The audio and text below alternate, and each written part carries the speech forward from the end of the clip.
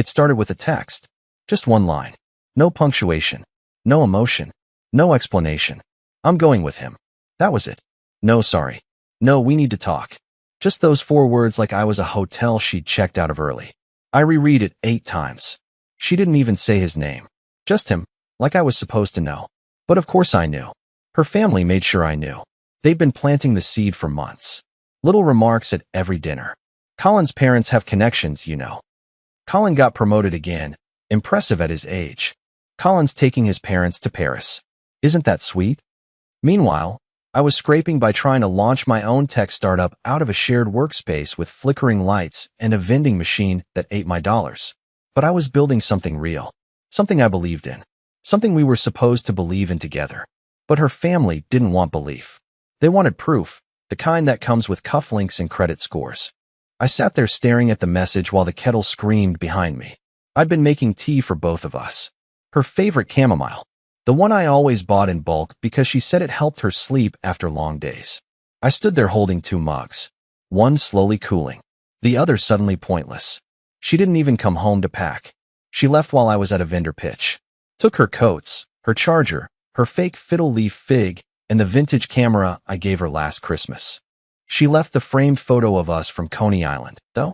Of course she did. I almost messaged back. I wrote out 3 different replies. Seriously? I gave you everything. Good luck when he gets bored. But I deleted all of them. I didn't want to give her the satisfaction of knowing I was spiraling. Instead, I turned off my phone, walked to the mirror, and saw the version of me she left behind. Hair too messy. Eyes too tired.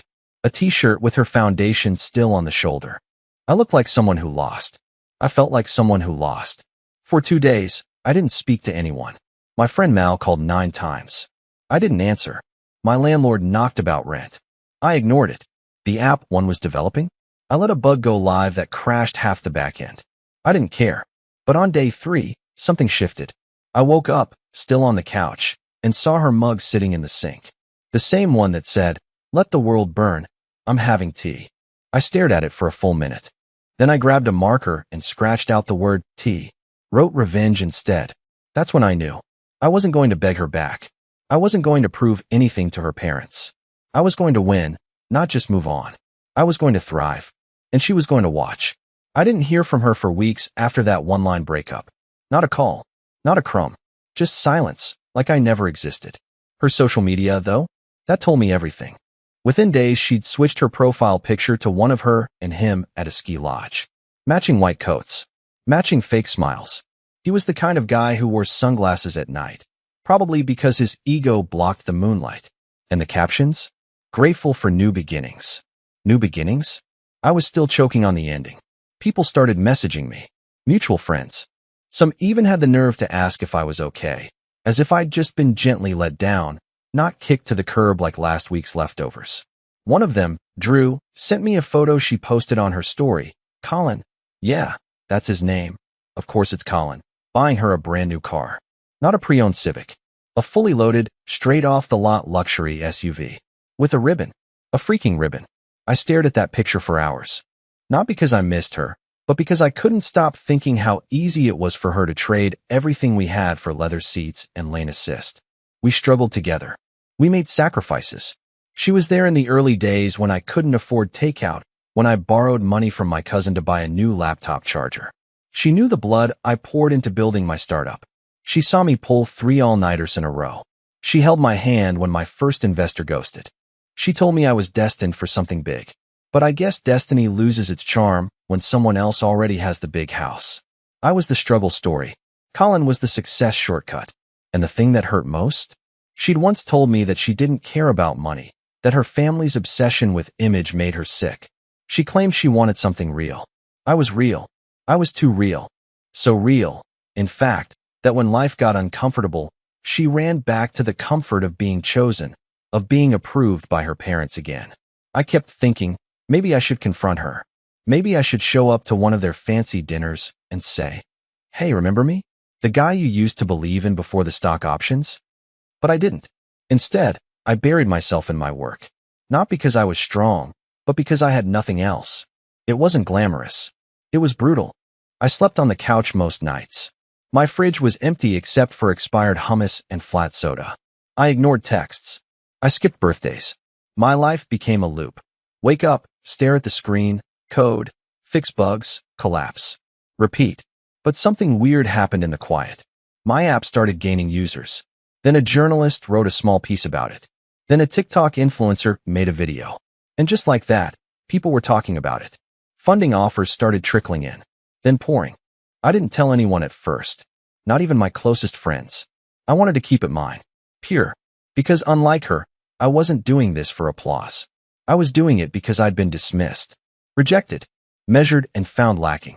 And I was going to make sure the next time she saw me, it wouldn't be because I showed up at her door. It'd be because I was everywhere she looked. The first time she saw my face again, it wasn't in person, it was on a billboard.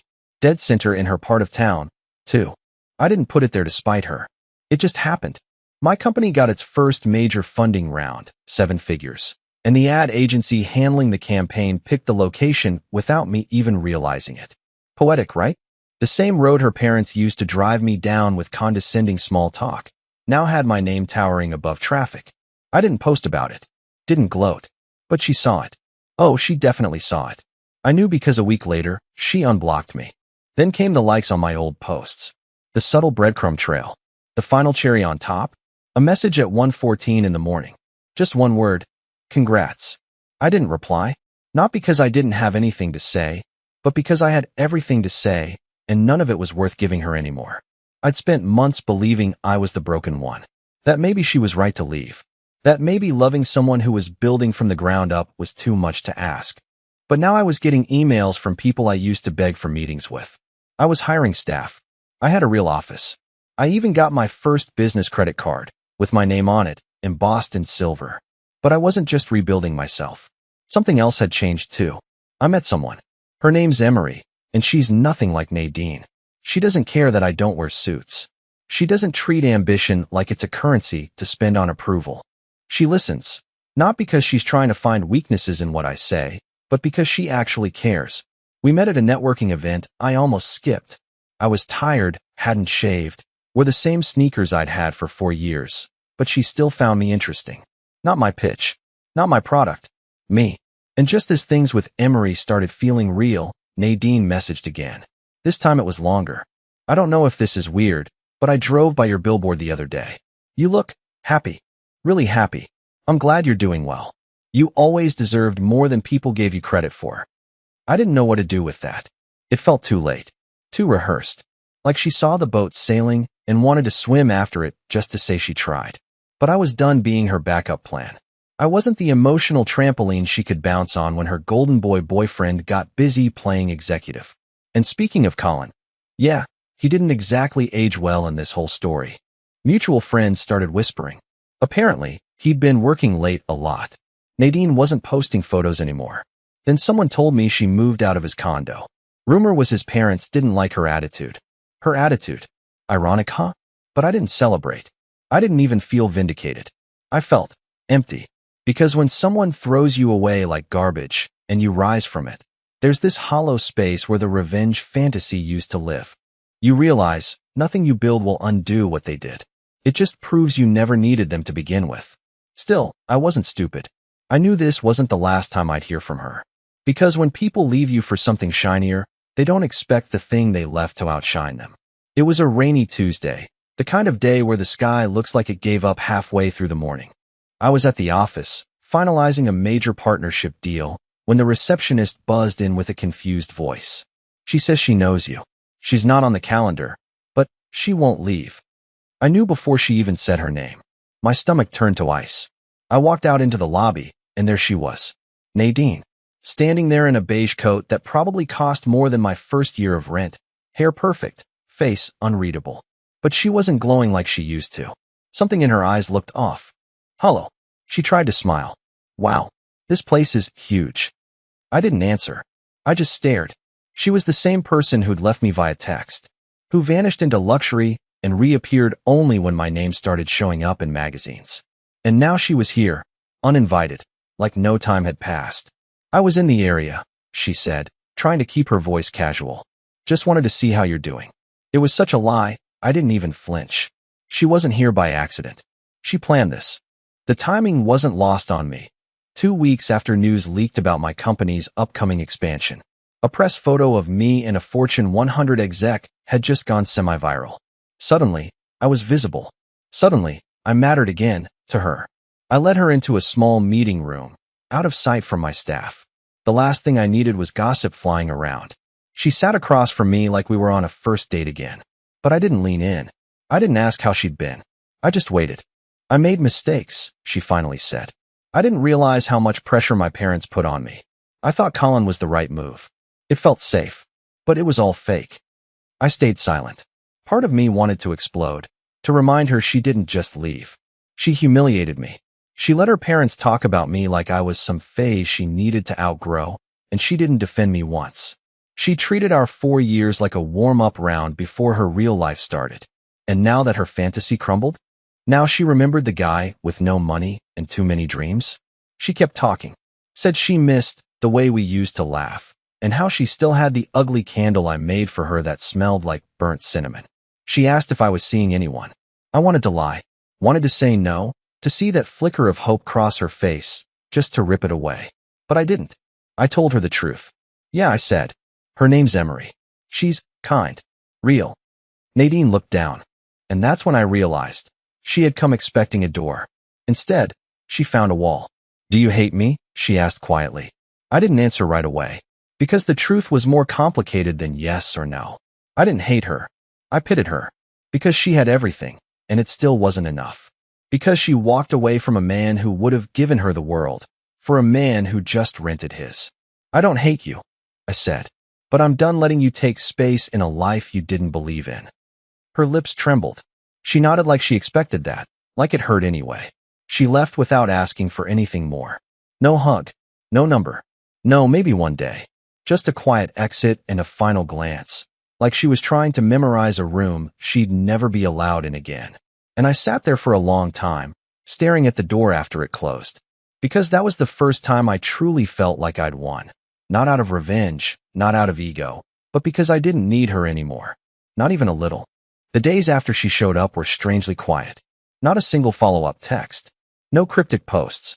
No mutual friends reaching out to say, she just needs closure. It was as if she'd vanished again. Only this time, it didn't sting. I didn't sit by the phone. I didn't scroll through her photos like some lovesick kid. I didn't feel anything, except clarity. But the silence didn't last. It was a Saturday afternoon, and Emery and I had just gotten back from a charity tech event where I gave a small talk on resilience and failure. Ironic, right? I opened the front door with that warm, exhausted glow you get from doing something that actually matters. Emery kicked off her shoes, smiling, and said she'd start the coffee. That's when my phone buzzed. It was a message from Nadine. No words. Just a photo. A dimly lit picture of her apartment floor. Scattered boxes. One lone glass of wine. A moving out moment. Maybe symbolic, maybe bait. Beneath it, one line of text. I miss being safe. It hit me in a weird way. Not because I felt sorry for her, but because it was so predictable. The moment she ran out of applause, she came crawling back to the one person who clapped without needing a spotlight. She called me safe, like that was a bad thing. But what she really meant was stable. What she really meant was loyal. What she really meant was the kind of man who stays when things get hard, not one who disappears the second her shine dims. I didn't answer. I didn't even show Emery. Not because I was hiding anything, but because I didn't want Nadine to live in my new life, even as a shadow. She had taken enough from me already. Time, trust, peace. But that night, as Emery and I sat on the couch watching reruns of some goofy 2000s sitcom, I couldn't stop thinking about how far I'd come. How close I'd been to quitting, to letting her family define me, to becoming the bitter, broke ex they predicted I'd be. Instead, I had rebuilt myself with nothing but a cracked laptop, a burned-out heart, and a stupid amount of stubbornness. And now I had someone who didn't love me in spite of who I was, but because of it. The next day, I got another message from Nadine. Longer this time. I keep thinking about all the little things. Your dumb morning playlists. The way you used to leave notes in my shoes when I had interviews. I don't know why I threw all that away. I just panicked. Everyone was telling me Colin was the dream. But he wasn't you. He never could be. I wish I'd seen it sooner. I stared at that message for a long time. Part of me wanted to type something scathing. To unload all the things I'd swallowed over the last year. But I didn't. Because silence, now, was the message. She was looking for redemption. I was looking forward. Later that week, she showed up again, not at my office this time, but at a panel I was speaking at. I saw her the second I stepped off stage, standing near the back, trying to blend in. She didn't approach. She just watched, probably wondering how I got from the guy fixing power cords on the floor to the man on a lit-up stage, microphone in hand, talking about growth. When our eyes met, I nodded once. No smile, no wave, just a quiet acknowledgement. She nodded back, and then turned and walked away. And in that moment, I realized the old me would have chased her. The broken me would have believed that love deserved a second chance just because someone finally missed it. But the man I'd become? He was too busy living the life she didn't believe I could build. 3 weeks passed, and just when I thought it was all behind me, I got an invitation I never expected. A former mutual friend was hosting a rooftop launch party for a wellness startup, and I was asked to come as a guest speaker. Nothing too formal, just a 5-minute fireside chat about entrepreneurship and emotional resilience. The word ironic doesn't even begin to cover it. I almost declined, but Emery convinced me to go. You've earned the spotlight, she said. And besides, maybe it's time some people saw what thriving really looks like. The venue was stunning, glass everything, soft jazz playing, fake smiles and real cocktails floating across the crowd. People I hadn't seen in years suddenly knew my name again. And as I stood near the edge of the rooftop, sipping ginger ale and mentally preparing my speech, I heard a voice I hadn't heard in nearly a year. Soft, familiar, and completely unwelcome. Ellis. I turned. Of course it was her. Nadine looked different. Not worse, just less polished. Like she wasn't trying so hard to impress anymore, which somehow made her more real than I'd seen her in a long time. But I didn't let my guard drop.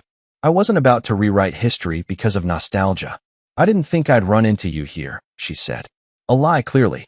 She knew I was speaking. Everyone did. My name was literally on the event flyer. I nodded. Guess the city's smaller than we thought. She gave a half smile. I saw your interview last week. The one on that business podcast. You talked about loyalty. About how some people only believe in you after everyone else does. I said nothing. Let the silence speak. She looked away for a second, then back at me. I wasn't ready for what we had. That's the truth.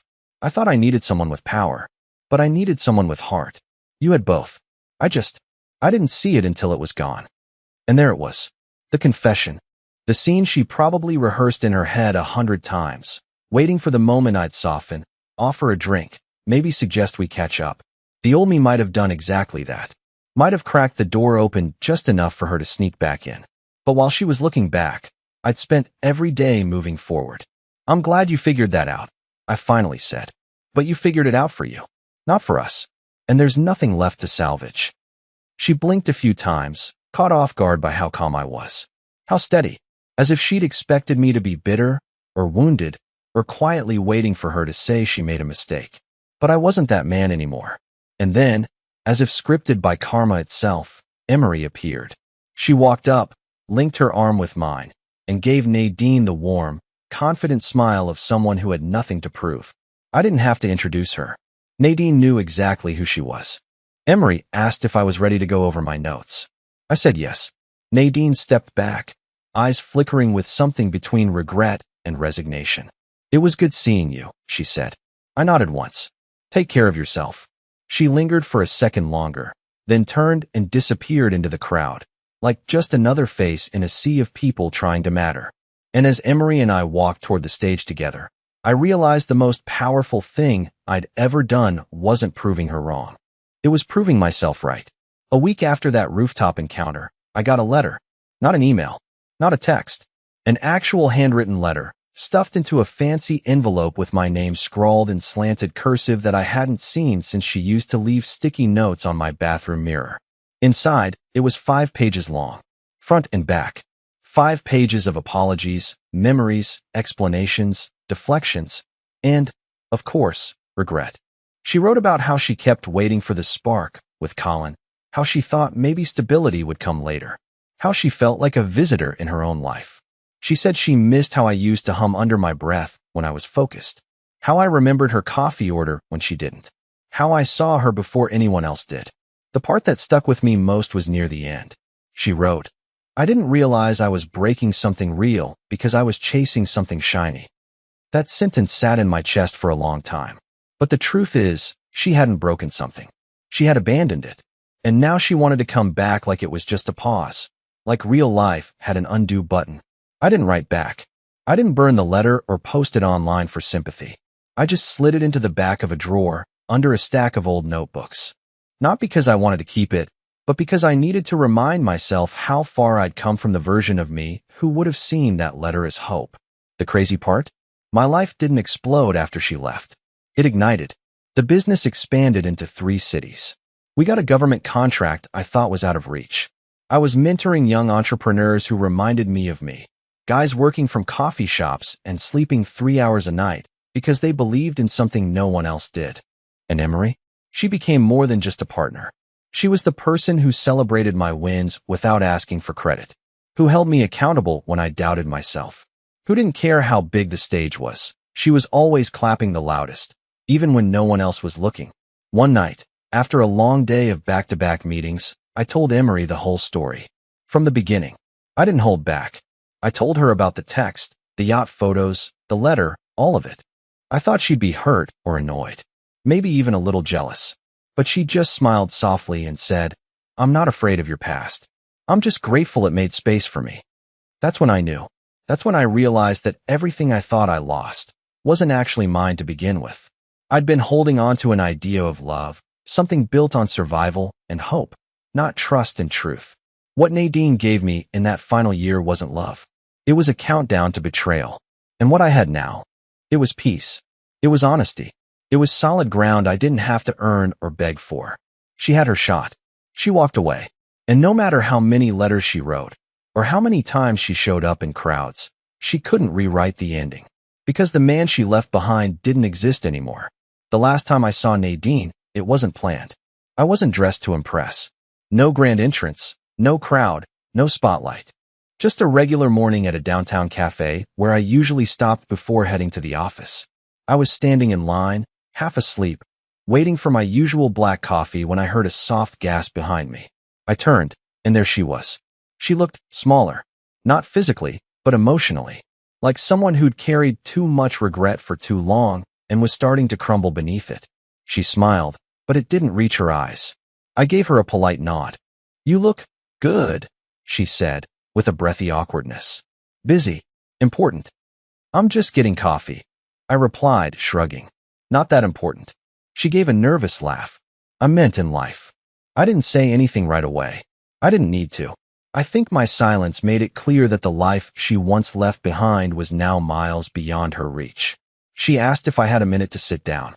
Against my better judgment, I agreed, not out of curiosity, but because I wanted that chapter closed, not just ignored.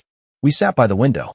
She told me how things ended with Colin, how it fell apart once the image cracked, how he treated her more like a trophy than a partner, how her parents still didn't approve of anything she did, even after she followed every plan they laid out for her. She admitted she was lonely, that she kept thinking about the life she gave up, about me. "I know it's too late," she said, her voice trembling. "But you were the only person who ever saw me. Not for what I could offer, but for who I really was." I sipped my coffee and looked her in the eye. And for the first time, I didn't feel anger, or heartbreak, or even pity. I felt freedom. "I did see you," I said quietly. "And I loved you the best way I knew how. But you didn't see me. Not when it mattered. And the man you left behind, he's not here anymore." Tears welled in her eyes. She nodded, like she knew that was coming. Like part of her had hoped for a different answer, but deep down, she respected the truth. I stood up, told her I wished her peace, and left without looking back. And that was it. No big scene. No final kiss. No dramatic explosion. Just 2 people who took different roads, and one of them finally accepting that she chose the wrong one. Now, every morning, I wake up next to Emery. We live in a modest but beautiful home on the edge of the city. She makes coffee while I read over pitches. We argue about what movie to watch and who forgot to unload the dishwasher. It's not a fantasy. It's real. And that's what I always wanted. Not someone who wanted the idea of me, but someone who loved me when I had nothing and still stands beside me now that I've built everything. My business is thriving. My heart is healed. My past is closed. And the best part? I didn't have to take revenge. I just had to grow. Quietly. Honestly. Completely. She lost something rare the day she walked away. But me? I found everything.